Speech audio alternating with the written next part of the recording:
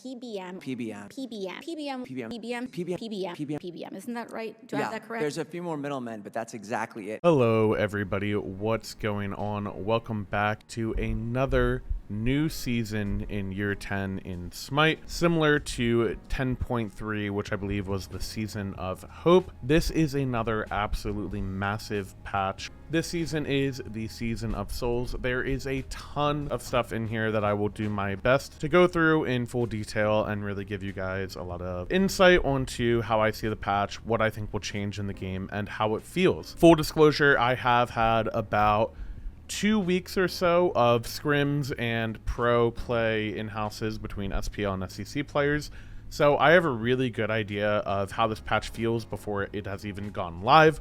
So everything that I'm saying, I say with a good amount of experience, and yeah, I'm excited to share the patch and share my thoughts on it. Let's go through it. As always, when we go through the skins, I'm just gonna kind of scroll through. There's really nothing too crazy in it. Like, there's really nothing that's like really catching my eye, like a certain amount or anything like that. Like, there's nothing that I'm really like that into where I'm thinking like, wow, like that one specifically is pretty crazy. So there's no skins like that. Moving on from the skins, of course, we just have a general, event, battle pass, all that type of stuff. Again, if you want to hop onto that, you can go to the Smite game website and read through all of this. Bug fixes, there are a good amount of things. Small, like, multi-queue fixes. I believe it looks like Aegis was not negating all healing. That was a pretty big deal in the last patch. By big deal, like, you could get like 20 to 30 healing through an Aegis by your teammate. Not the end of the world, but nevertheless, always some good bug fixes to look at through here. Some gameplay bug fixes that end up being a pretty big deal are things like some pretty big gameplay fixes can be as simple as, FPS being reduced slightly when it comes to the new HUD.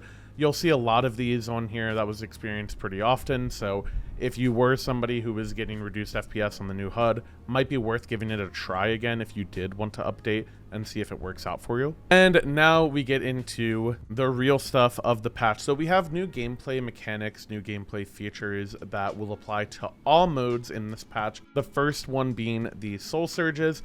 You can read all the text and kind of get into that if you'd like. I'll just describe it from a gameplay thing. So basically, any mode, anytime an enemy god or an allied god dies, there's a little soul surge on the ground. It's basically just a giant circle. It's not quite like a capture point. We'll get to that later, but it's basically just an area of effect. It will shade your screen a little bit. If you played in PTS, you'll notice that the green shade is actually quite dark and ominous. I believe that'll be toned back very slightly when the patch goes live. When you're within that little circle, you will receive increased movement speed. When you are under 50% health, you will also apply a damage over time effect to enemy gods. That will be worth 2% of their current HP, and it will give 4 ticks, so up to a maximum of 8% of their HP. This dot will refresh. It does not stack, so you can't hit them with every single ability and apply 32% of their health over time. It'll just be, it'll essentially turn out to be like 12% or something like that if you're just refreshing the effect. But nevertheless, very strong in fights. The other mechanic of it is that it will spawn a spirit every 10 seconds. It's just an extra creep. It's nothing too big. If you get a kill in duo lane, for example, you basically have a 13th minion in the lane. The reason I say 13th and not 7th is because either team can kill it. So if I'm playing duo lane and my ADC dies, I can actually kill that spirit and receive a bonus creep. So just a small little thing that's kind of nice. In combat, this is not negligible because it can allow you to stack effects such as Talisman of Energy, War Banner, Death's Temper, all that type of stuff. You can actually get those procs off of soul surges. On top of that, there is a mechanic where any respawn times when you die within a soul surge, so person 1 dies, the soul surge spawns. If another person is fighting within that area and they die, their respawn timer will actually be reduced. This does not apply to Conquest, so if you are an arena player, you do have your respawn timer reduced if you just hop in the soul surge and brawl it out. Once again, reinforcing that if any of you are playing Arena to simply clear waves, I'd like you to say so in the comment section below so the proper punishment may be applied. So, Patrick, what do you think of cock and ball torture? Along with the Soul Surges, we have a general shutdown nerf. Shutdowns were something that were hotly debated over the course of the Season of Hope patch. A lot of players felt like their leads weren't really worth that much because if they died even once, it was basically completely negated.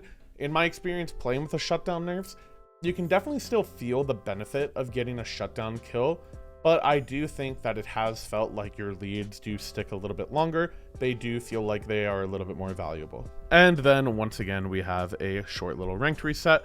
Also some assault changes, but I'll be honest, I'm not gonna waste any more time on that because it's the worst game mode in Smite, and that is a unanimously correct take. Moving on to Conquest specific changes. Conquest in the Underworld, basically the map looks different. I really love the maps. The map's aesthetic, specifically, I really love the map's aesthetic, especially when it comes to these geometry changes in the mid lane. Mid lane is as big, as wide as I ever remember it being. The pathing around mid lane, specifically on the duo side of the map, I love a lot.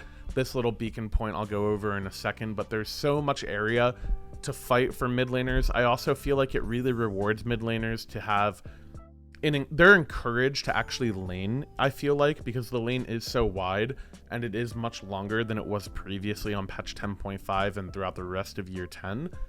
I really feel like mages can really abuse their range advantage. No longer does it feel like a guardian or a jungler is just one step away from you, and if you walk up to clear a wave at all, you just get ganked.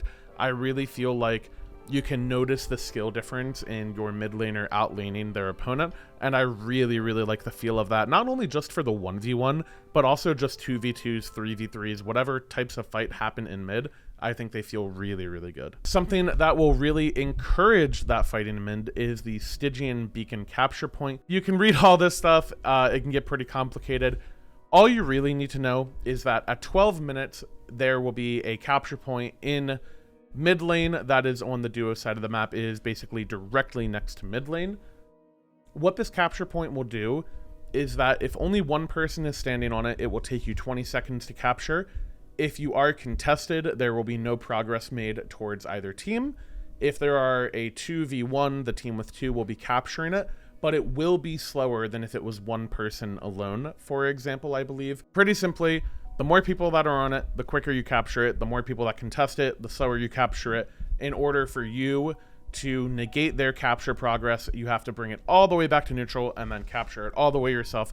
Very simple mechanic that you would see in a lot of other games. Why do we care about this? What does it do? The capture will give you bonus damage to structures and Unleashed Titans. We'll get to Unleashed Titans in a second. But to towers, phoenixes, all that type of stuff, you will deal additional damage to them, making split pushes and sieges a lot easier. Sieging also something that, in my opinion, has been very difficult throughout Season 10. So seeing that get a little bit of a buff and get you rewarded for Snowball in the early game, really cool. And you get 1% additional movement speed per stack. Do not scoff at 1% movement speed. This is 1% movement speed for everybody on your team when your team captures this buff. And there will be 3 beacon capture points throughout the course of the game. The ability to have 3% movement speed up on your opponents, on everybody on your team, I really can't even describe. Like, just think about how long it takes you to run out of base and how much quicker you might feel when you get a speed buff or you get a movement speed item or something like that. The ability to just have permanent movement speed allows you to rotate quicker. It allows you to catch up to enemies quicker. It'll allow you to chase down or get away from kills that otherwise would have not had the same outcome. It is a really big deal. But if you don't get it, it's also not the end of the world. Or if you get one beacon and they get the other 2, a 1% net difference, not that bad. You are rewarded for capturing it, but it is not the end of the world. I really like how it feels. You do get a little bit of gold and XP. Every 6 minutes, there will be another beacon. So we have one at 12 minutes. It'll be captured at, say, 12:30. The second beacon will be active at 18:30, and then rinse and repeat until 3 beacons are captured by either team, just total. Their team can have 2, you can have 1, you could have all 3, they could have 0, etc. When all of these are captured, the Titans will be unleashed. Just think Trebuchet, but instead it is the literal Titan will march out of the base and march down the lane as basically a siege juggernaut that you might experience in something like Slash or, of course, Siege in prior seasons. These Titans, to me, do not feel overly difficult to kill, and the nice thing about the Titan mechanic is that they will always go to the same lane, so their Titan and your Titan will always go to the lane that has the most total health available in it. So if one lane has every single tower that's dead, and the other lane has every single tower is alive, the Titans will always go to the lane where every single tower is alive. There's no RNG to it. There's no weird randomness with it. They don't just march out of the base initially, like right away. You have some time to prepare for it, back, get ready for it, all that type of stuff. And yeah, I just think it feels cool. It's like a little Trebuchet, but a little bit better. It's way more cinematic. The biggest thing with it is that you cannot end the game while the Unleashed Titans are out. So if you have Fire Giant and you siege the enemy base and you break a Phoenix and you kill everybody, if the Titans are in a lane on the opposite side of the map, it will not be in their Titan room. You cannot kill it. So basically it can have the potential to prolong a game if they aren't dealt with correctly, but I think as players continue to play with them, they'll notice it's really not that big of a deal. And it's just kind of a cool thing. It's kind of like a nice cinematic aesthetic thing to go with this season of, you know, a lot of fighting and brawling, and, you know, there's kind of like this death mechanic, and you're just getting in there, you know. I really just love getting in there. Conquest balance, another big thing here, increase the respawn delay on FG from 4 to 5 minutes, and that will in turn increase the buff duration from 3 to 4 minutes. Titans also have some base health scaling reduction and base health reduction itself. We'll get to the reason why, but you'll see that on all of these structures, bastions, towers. Pyromancer is worth more, adding a little bit of value to that neutral objective.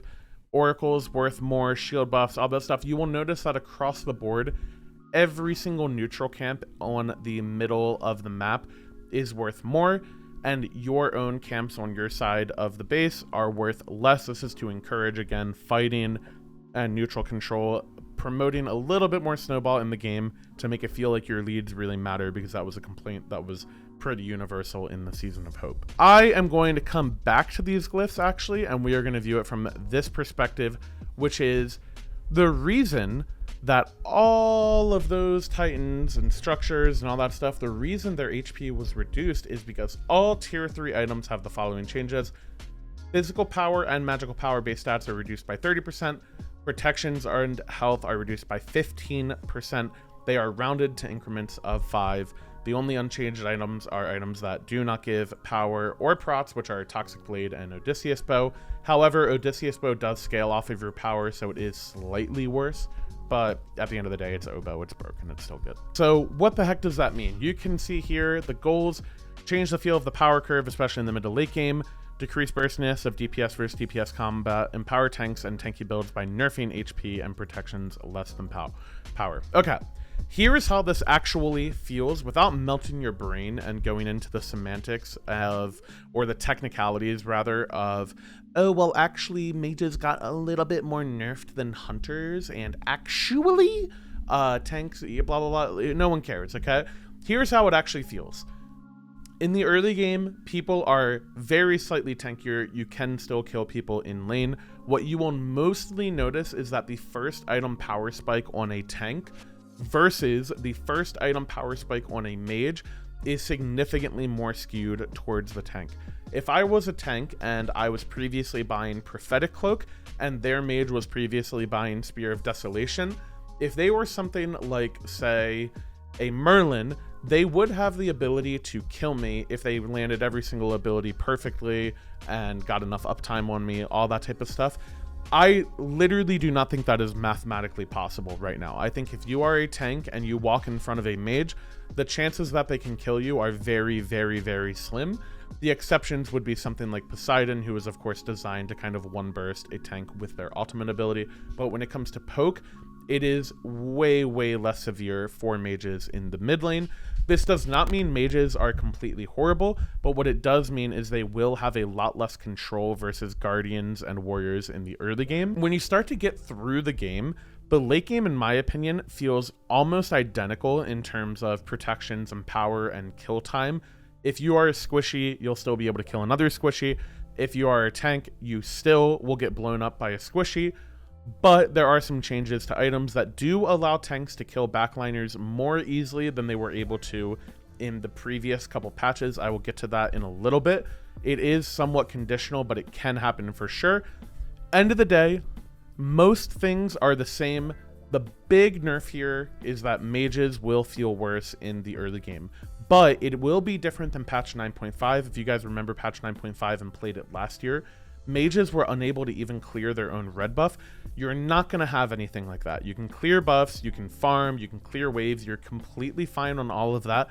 You're just going to notice that the support is a little bit tankier in the early game. That can be abused, but at most levels of play, I wouldn't worry about it. The game will feel pretty similar. It's just a stat squish, right? Other games do stat squishes so that it allows more item diversity, allows more unique passives, unique stuff in the future. We were getting to the point where literally every single build was maxing out on every single stat that you wanted. So if you were a damage dealer, you were able to max out on pen, cooldown, power. You could hit the caps on all of those without any sacrifice. Generally speaking, that's probably not good game balance and good game design. I really like the idea of the stat squish. Sure, things will take time to tune, but I think it's felt pretty good. All right, with that being said, we will go back to these glyphs. 3 new glyph trees, I guess, are being added to the game. The first one is Relic Dagger. The stats on Relic Dagger itself are unchanged. But Witch Dagger, it's just Witchblade. Everybody missed Witchblade a lot. It's back, and you can get it in the form of a glyph. It is a 600 gold glyph, as all glyphs, so this is a 2,450 gold item that gives you the effect of Witchblade along with everything else that Relic Dagger gives.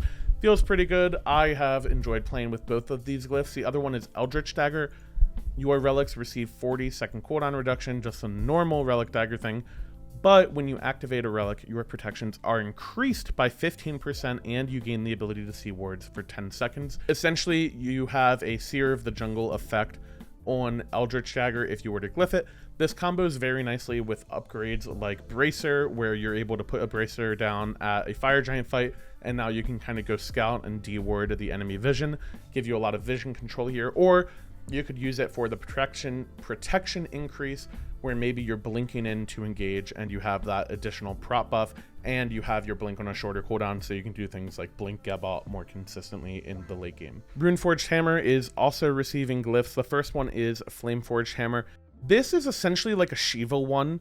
You basically put a rune on the ground, it's a little flame circle. If they walk over it, they deal or they are dealt physical damage based on your protection, similar to Glad Shield. In my opinion, this is pretty bad, actually. I'd say this is the weakest glyph of the 6 new glyphs that are introduced. The reason for that, I think, is mostly because it is a physical power item that is dealing magical damage, so you don't actually ever have the chance to build penetration to increase the damage of this item. I've noticed that most times, even in ideal scenarios, it's doing like 50 damage practically. Definitely not very strong in my opinion. I would always go other glyphs if you wanted to glyph an item in your build. Rune Breaking Hammer, on the other end, is, in my opinion, really solid, especially for supports. This is basically a Terra Alt effect. Rune Breaking Hammer basically has the same sort of shockwave as Runeforged. It will put that circle on the ground. Anybody who is within that circle, whether they leave it or not, have a debuff applied to them for 3 seconds, where they deal less damage and they take more damage. So it really is like a mini Terra Alt.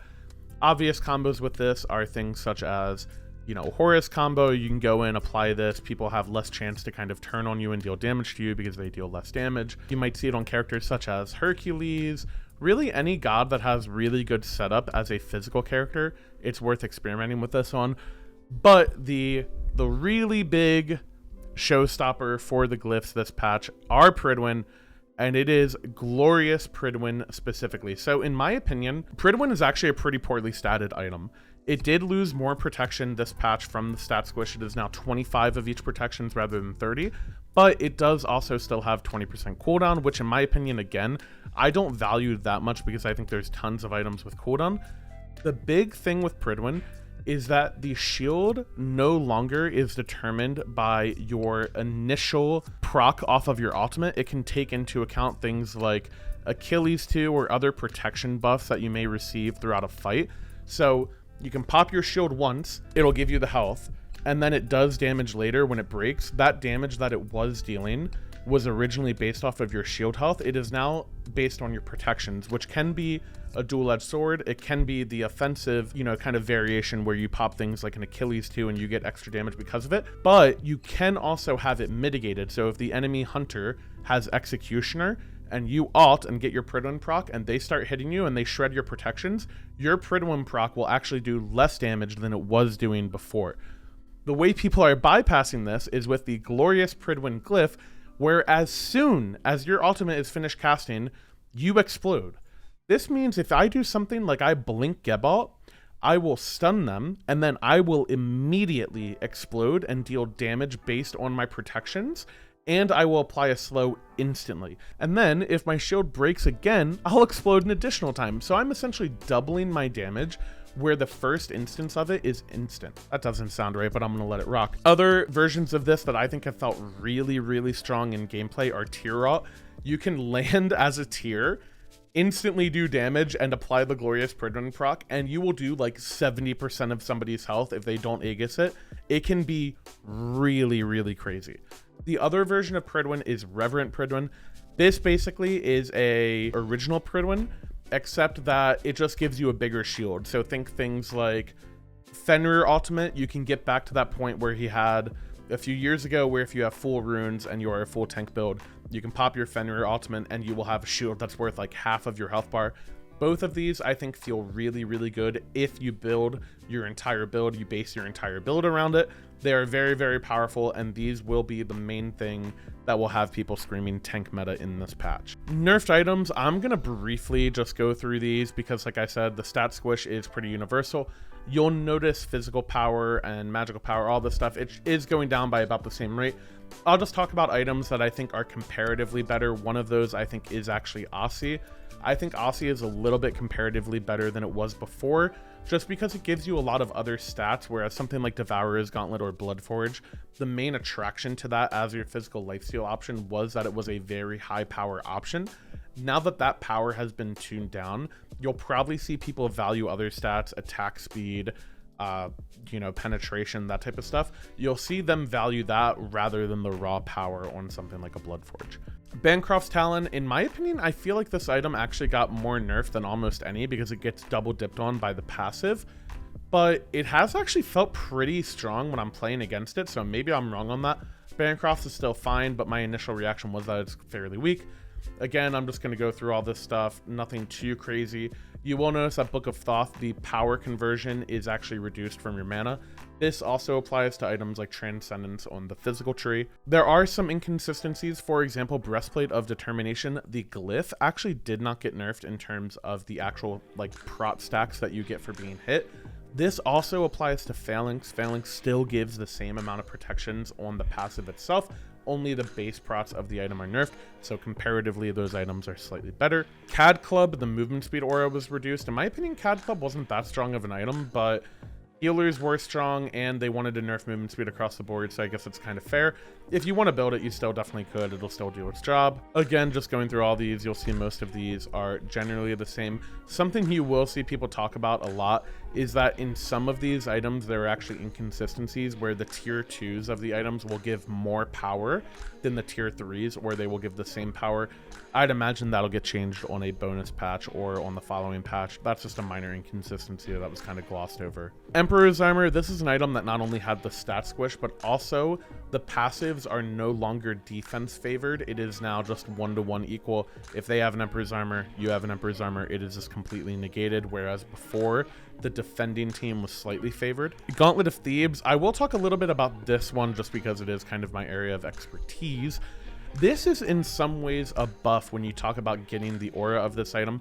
You do lose 10 of each protections and you do lose 50 health, but you stack it 10 stacks quicker, which can basically translate to 2 waves, which equals an entire minute. Because you're able to get your Gauntlet of Thebes stacks a minute quicker, you're actually applying that aura to your teammates faster, and it is reducing the amount of time that you have to split with your teammates and really focus on farm to get your Gauntlet of Thebes aura active. In my opinion, this is the best first item to go pretty much always. Now I'll explain why when we get to Prophetic Cloak. But Gauntlet of Thebes, I think you could actually argue got buffed in some instances this patch rather than nerfed. Again, going through all the items, nothing too crazy here. They did nerf auras across the board, so a lot of people who are looking for defensive aura nerfs, you got that in this patch. Heart Ward now matches Sovereignty, went from 20 to 15. Last gasp, another item worth talking about actually. The passive on this item was actually not nerfed in the way that Bancroft's was. So if you are a healer, you're actually able to receive the full benefit from the Last Gasp passive and get a total of 170 power, whereas Bancroft's maxes out at 140. So if you are playing a character like Aphrodite, Hel, Eshel, something like that, you can get a lot of damage from this item. I'm a huge Last Gasp stan. I really, really love this item. I think it's very strong right now. Lotus Sickle, another nerf combined with the nerfs that it has received previously. Still a fine item if you are playing a healer, but I'm sure a lot of people will be happy to see it be nerfed. These glyphs on Magi is not really touched, just the base prots on all of these items. A lot of people have talked about maybe Mystical Mail being slightly better comparatively. In my experience, I haven't really felt like it is actually too strong, but I definitely get why. Power is lower, so your clear is lower, so if you need some help clearing, Mystical Mail might feel good. You might see a case where people play like Bellona and Osiris and Solane and go Mystical Mail. I could definitely see that happening, but I also think items like Phalanx are really, really strong for them right now. Phalanx, as I mentioned, the passive was not nerfed. You can see here the Pridwin changed for the explosion damage to function off of protections from items and abilities instead of the initial shield health. Long story short, it just can be subject to change rather than predetermined like it was before. Prophetic Cloak, this is a big one. Hot take here, as a Prophetic Cloak lover, I think Prophetic Cloak is dead. I think it is actually very bad to build in almost all cases, and I will explain why. You are losing 50 health, and you are losing protections from the passive aura from 2 to 1 per stack.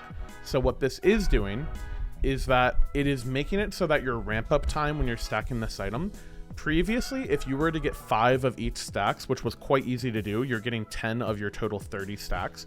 You were receiving the full benefits of a Gauntlet of Thebes in terms of the aura protections that you were providing to your teammates.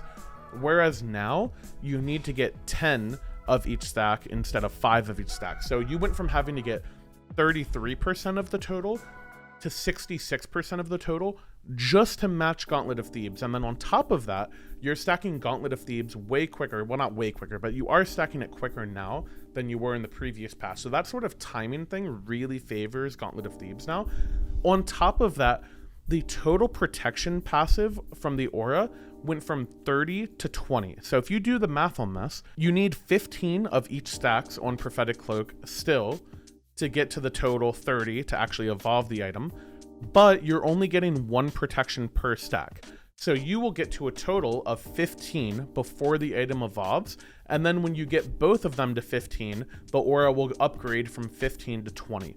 This means that Prophetic Cloak went from having the ability to be the strongest item aura in the game before it was evolved to just being as good as Sovereignty or Heart Ward or Gauntlet of Thebes and taking you much, much longer to get to that point. And the other really, really big thing about Prophetic Cloak is that the passive for your damage mitigation wasn't adjusted at all. You're still required to get 600 total protections to receive the full benefit of the damage mitigation on the passive of this item, but every single item had its passive protections reduced. So it's almost impossible to get to 600 protections as a support. You basically have to go every single hybrid item you could imagine and then still get like a 3k PA or be playing a character that gets protections in their kit to receive that full benefit. It is just not realistic. It's not worth it. The trade-off, in my opinion, is far too skewed towards Gauntlet of Thebes. I think this item has been severely over-nerfed, and on top of that, I think that it is criminal that the actual passive protection requirement was not shifted down to kind of be able to meet that. It's just insane. The item's dead. I genuinely mean it. I think you should not build it. If you are not an extremely high-level support player and you know what you're doing and you really think you can get a stack easily on a character like Yamoja or something like that, do not buy this item. You will be much better off for it. Pythagorean's Piece would be a cheat code to get around the power, but the passive was nerfed, still about the same spot that it was in. Kin size, the floor was reduced. Basically, all this means is that people were able to go first item kin size and it would be the best damage item in the game. It is now slightly worse in the early game, but in the mid to late game stages of the game, it is still a very, very good item. Same sort of thing, go through all these other items, just all the stat squishing stuff, nothing to see here, pretty simple. Less power, less prots, less health, less power, less health, less power, less scaling, same thing as Kin's floor thing. Less prot, less health, less power, you get the idea, so on and so forth. Kind of a fun thing actually, Bobble kind of got buffed this patch, and a big reason for that is that the cost went down, and because of other mechanics in the game being reduced, like the protections, the downside on this item actually got mitigated a little bit. I've seen people pick this up every now and then in the jungle, and I think it's actually felt pretty interesting on characters like Humbots, for example. Not bad at all. Stone of Binding received an additional nerf to the stat squish, which is the penetration went down from 1 to 0.8 per level. It just means that at level 20, instead of giving your teammates 20 penetration, you will be giving them 16. Still the best flat pen item in the game, but not as crazy. We just keep on moving, don't we, fellas? More power, less power, less health, less prop, blah, blah, blah. Starter item upgrades. This is a support nerf session. Boon. Lost prot, lost health, still the worst support starter in my opinion. Sentinel's Embrace, same treatment, but also the aura protections went down a lot. I'll take a second to talk about this as well. The protections you're receiving from this item, it used to be that it would be 30 of each plus 40 if you only had yourself or another teammate around you. What that meant was that you previously were able to always have more protections from Sentinels than you would from Boon. Even if you were to split 80 among 5 teammates, that would be 16 per, plus the base 30, you'd be at 46, whereas Boon was giving you 45. You are now significantly lower than Boon because you will get 25 for yourself, and if you divide 30 among 5, you're only getting 6 of each, so you'll be at 31 instead of 40. So the swing between Boon and Embrace does favor Boon a little bit. However, you still are providing an aura to your teammates, albeit it is less. We are talking about, 60 total protections to be shared, so you can have 12 of each rather than 16 of each. Wait, no. Yeah. Okay, whatever. Compassion, decreased magical protection, and decreased health. The effect of Compassion was already the best damage mitigation effect in the game, and is still the best damage mitigation effect in the game. The big thing with Compassion, however, is that because Stat Squish has kind of entered the game and you have less magical protection, you will actually be taking more damage from the Compassion than you would have previously. But the flip side of that is people have less power, so they're not hitting as hard as they were before. All in all, Compassion, I would say, is pretty much in the same spot. It is still the best defensive support peel starter that you can get. Heroism, I would argue, on the other side, actually got a very significant nerf just because it has less health and all of your other items have less health, so the actual potency of that shield was reduced. Bumba Spear, pretty significant changes on this in the form of the starter item. The final version did get nerfed, but I would not rule this item out when you see this. The base version did get buffed, which we will get to. Painted Breastplate, all this type of stuff. War Banner, I also want to take a second to talk about. 5 of each protections and 50 health is actually not that big of a deal on this item because the effect of the item did not get nerfed, similar to how Compassion did not get nerfed. Comparatively, I would actually say that War Banner is in a really, really strong spot right now. I would go as far to say I think this is the best support starter in the game currently, given all of the changes and how I feel like the meta has really been playing out currently. Again, stat squish on all these items, including a passive reduction to the prots on Protector of the Jungle. This item was crazy. I'm glad to see that get changed. All right, here we go to shifted items. So these are items that were underperforming by their metrics before, so rather than just give them the whole stat squish, they will get the stat squish in combination with a small buff. Absolution, the passive CC immunity has been increased from 0.6 to 1 second. This feels really, really good to play with, by the way. It is much easier to time things like Ares ult or Dodgy ult and really give your team a nice meaty CC immunity shield, or cleanse rather, in the middle of a team fight. And also a 10% mana heal. This is not nothing. This is actually pretty cool. It basically will make your ultimate free on any character you buy it on. And if you really want, you could buy it on a character like Ardio and just make sure that you always have mana because you're swapping stances anyways. Kind of a niche thing there, but it does feel really, really good to play with. I love Absolution. Also, Abyssal Stone, I thought this item was really good on mage supports before, and I think it got even better. The debuff duration was increased and the internal cooldown was decreased, so you can now have a 100% uptime on this effect while also having the stat squish from before. The stone tree in general, I would mention, I think is the best statted defense tree in the game. All of these items have a good amount of health and procs, and they still feel very, very good to buy. Amulet of Silence, just decrease the number of stacks that you need to get it and decrease the internal cooldown. I haven't bought this one much, to be honest with you, but I would imagine that it does feel pretty good. You probably will get at least 1 or 2 silences off in a team fight. Archdruid's Fury, the cost reduction here, really, really big and really noticeable. I've actually played a lot of characters where if I didn't want to go Gauntlet of Thebes first, I've actually experimented with going Archdruid's Fury. And because the damage of this item is flat and does not scale, it can lead to a really, really big burst damage in the early game. If you're something like a Kabrakan where you really don't want to spend time stacking and you really want to be an engager and kind of blink in and get in there, the additional damage this gives you on your combos is really, really powerful. And it also gives you MP5 in the early game, which is nice as well. Cyclopean Ring deals more % max health damage. I think the ring tree in general has felt really, really strong when I'm playing with or playing against it. The reason being that a lot of these items and the characters that want to use them don't scale off of power as much as they do attack speed. Think something like Freya. Her base damage is really, really high. She just needs attack speed to be able to use it. Having an effect like Cyclopean Ring give her more % damage makes her very, very powerful versus tanks despite the power reduction. Dawnbringer, this is the other belle of the ball, if you will, Michael Scott voice. Decreased physical power on the item and decreased health, but it now caps at 3 gods instead of 5, and the passive went from 5 to 10%. This means that previously, if you were to ult into a team fight and you had all 5 enemies near you, you got 25% increased protections and movement speed. Instead, you get 30%, and it's way easier to get that. If you're a soul laner, or you're a support, or you're a diver, and you want to get in there and engage in the enemy team, it's very likely you will be near both backliners and the enemy support.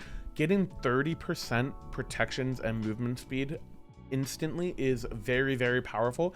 This also combos extremely well with Pridwin as well as the glyphs on Pridwin, not only in terms of their effects, but also in terms of their actual stats. If you were just to have Pridwin and Dawnbringer, both of those items are 2,400 gold, so fairly affordable.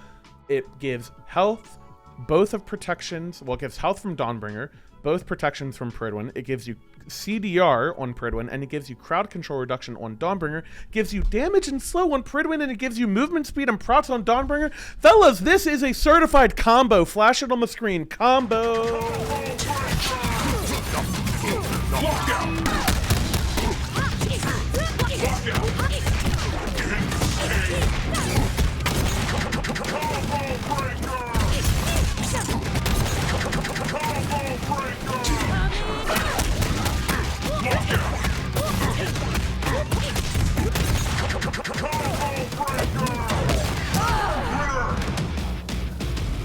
And then moving on, we have Frostbound Hammer. Frostbound Hammer has increased HP 5 and decreased internal cooldown. Sorry, I got a little excited about Dawnbringer, but I really, really like that item. Anyways, Frostbound Hammer, same sort of treatment as Archdruid's Fury. Cheaper, more sustain, feels really, really good in the early game in my opinion. I've tried going it on some physical supports, felt pretty good. Gem of Isolation, same treatment. In my opinion, this item is still bad unless you need the anti-shielding mechanic, in which case it could be good, but I think a single target slow on an AoE class does not really make that much sense when it comes to magical abilities. Hasten Ring, same sort of thing. I was talking about the ring tree. Cheaper rings equals more bling. Sure, why not? Just ignore me. The Jotun's glyphs, also, these were probably the worst glyphs in the game. Both of them got buffed. I have not gotten to play with these, but I have been told that they feel pretty strong to play with, so definitely check these out if you're a jungle player. Mana Core Spike, this is another big one and a certified combo when it comes to the tank build on this patch. Less health, less prots, but more affordable in the early game, and the passive damage was buffed from 3 to 4% of your maximum health. Keep in mind, this effect doubles if you pick up your own spike, so it went from 6% to 8%. Very, very powerful when we get to that. Midgardian Mail, This item is unironically the best it has been since like season 2, in my opinion. They increase the max stacks on the passive and increase the duration. This is an extra 7 or 8% attack and movement speed slow effect. It is really annoying to play hunters against this if you're getting owned by hunters or, you know, a physical assassin like a Bakasura. Definitely pick up Midgardian Mail. It feels really good to play with. Stone of Gaia, same sort of thing. I think this item has been actually a dead item for a long time now, but if you're a soul laner, I think it feels really good. It is a lot of sustain first item, very cheap. It is very hard to die and get bursted in the early game because of the power reduction. So having an item like Gaia that really excels in just having a lot of sustain and giving you the ability to stay in lane for a long time really feels good. Talisman and Energy is same sort of thing as the Dawnbringer thing. It reduced the stacks and increased the potency of each stack. Feels really good to play with. I'd say it is much more competitive with Shoguns now, maybe better than Shoguns just because the actual defense stats on it are so much better. Pelican's Ring, same sort of thing. All these rings, I swear the ring build is broken. I think magical ADCs, the meta of mage ADCs will be upon us. Increase the passive from 10+2 per level to 10+3 per level. So the early game, it is almost the same, but in the late game, we're talking 20 more damage per auto attack. That adds up a lot when it comes to things like Fire Giant damage. E-Staff is now stealing 6% health instead of, or stealing 8% instead of 6%, 2% additional health steal. Pretty good. You'll notice a lot of mages go this rather than the full power build they were going before. Characters who can proc this item, in my opinion, got a lot better. And then you have dependent items. This is where Prophetic Cloak should have been. These are items that are relying on requirements or caps to really get their full stat value. So the power you need for the attack speed conversion on Bancrofts was lowered. Same thing with Heartseeker. Same thing with Lonos. We didn't talk about Lonos with the support starters, but less health, less protections required, in my opinion, not really enough. And the reason why is because it favors hybrid items too much. You need a total of 250 procs rather than 275. While the math would seem to work out, the actual spikes in which you get it do not. And the reason for that is because you could go Gauntlet of Thebes and go maybe 1.5 items before, or go Prophetic Cloak and Thebes, and then you basically have your full stacks. That is not really the case anymore because all of the auras on the items have also been nerfed other than Thebes. Supports have lost a lot of hybrid stats in this patch, and a lot of the hybrid defense items that were buffed are actually damage items such as Mana Core Spike.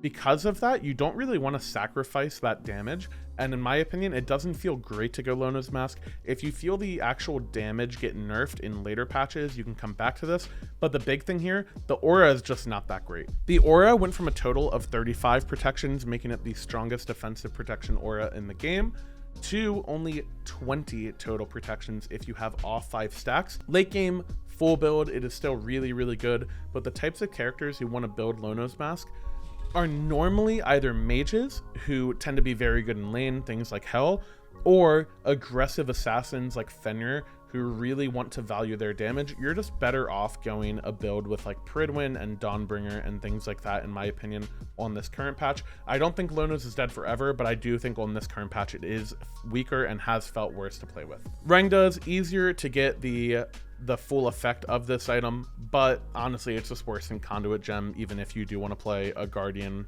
and, you know, play it mid like an Atlas mid or something like that. I haven't seen it played on Warriors, but I do know for Guardians I still think Conduit is just better. Rat items, just less power. I'm not going to try to talk about how much this changes Rat in the meta. I actually don't really have the insight for that. Bluestone, you can get an extra potion at the start of the game, pretty big deal. Bumba's Dagger, more power and more HP regen. I've noticed junglers seeming like they're a lot happier with this item in the early game. War Flag, increased HP regain per assist from 4 to 8, double the effect that it was before. This is by far the best starter item in lane, and I think the upgrade feels very good. The War Flag meta is upon us, my friends. Wrapping up, we have a lot of movement speed decreases, Wing Shard, Bracer, Duration on Bracer, all this type of good stuff. This item is still very good, but I do think it was deserving of nerfs. I actually think it should be nerfed more. I think the movement speed should be 10 instead of 15. I think they could have literally halved it. But like I mentioned earlier, Eldritch Dagger, the Relic Dagger glyph, is very good with this. So percent penetration changes. This is something to go along with the stat squish. It has just been reverted. The 32% pen cap has gone back to 40.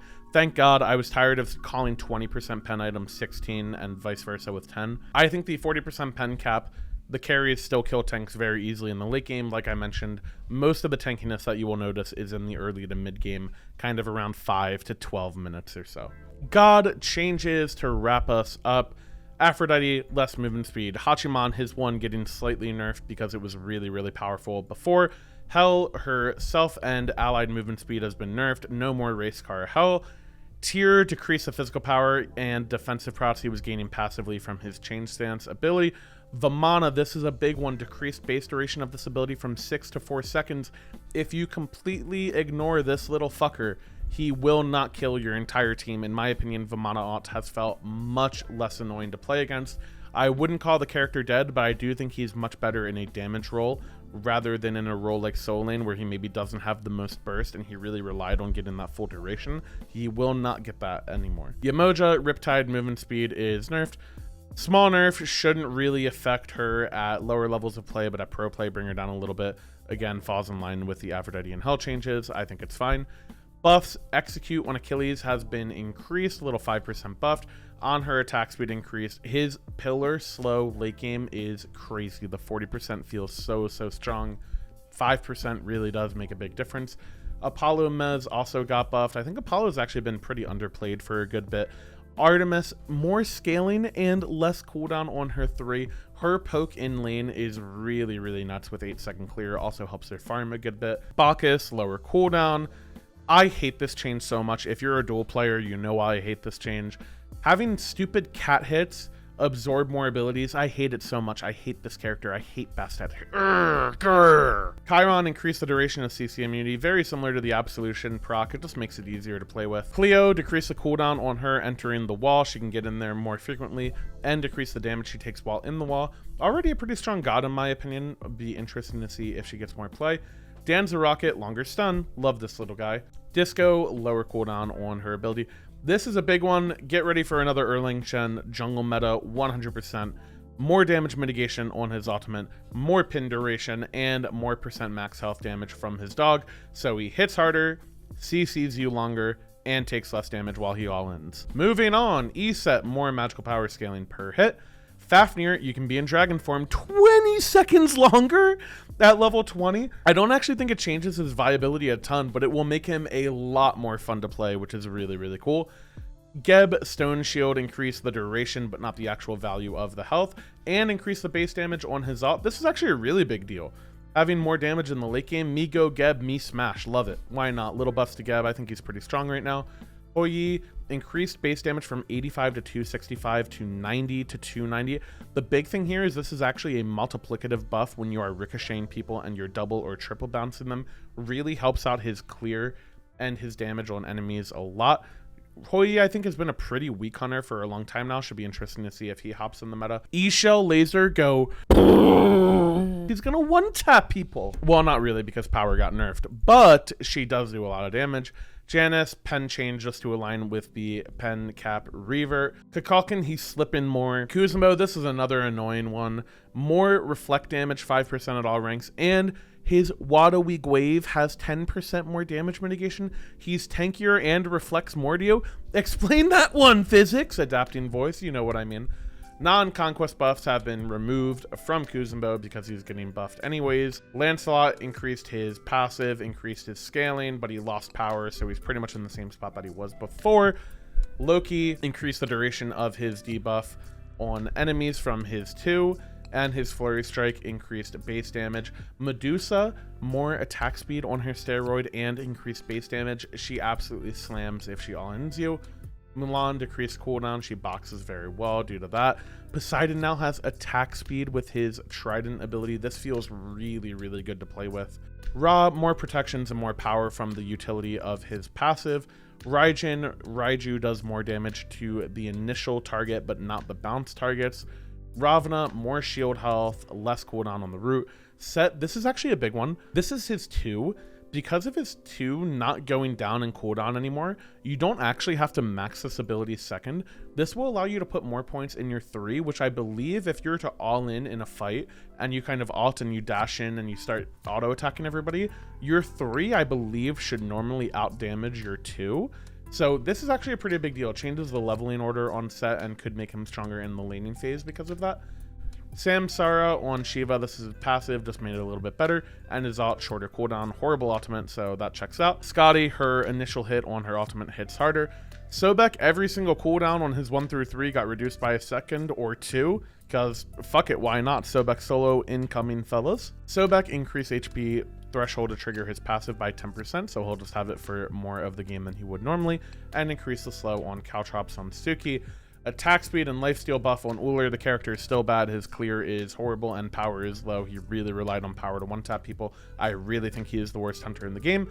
Vulcan decreased cooldown on turret by 4 seconds. He can't kill camp, so why not help the turret do it?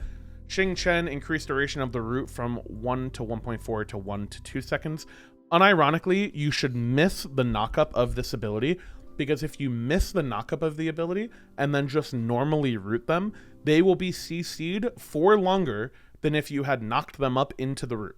Like if they do not have a dash or a jump available, you should purposely miss the knockup and only hit them with the root, and it'll be the best version of the CC in his kit. And then lastly, Zhang Kui increased the protections gained per stack from 1 to 1.5.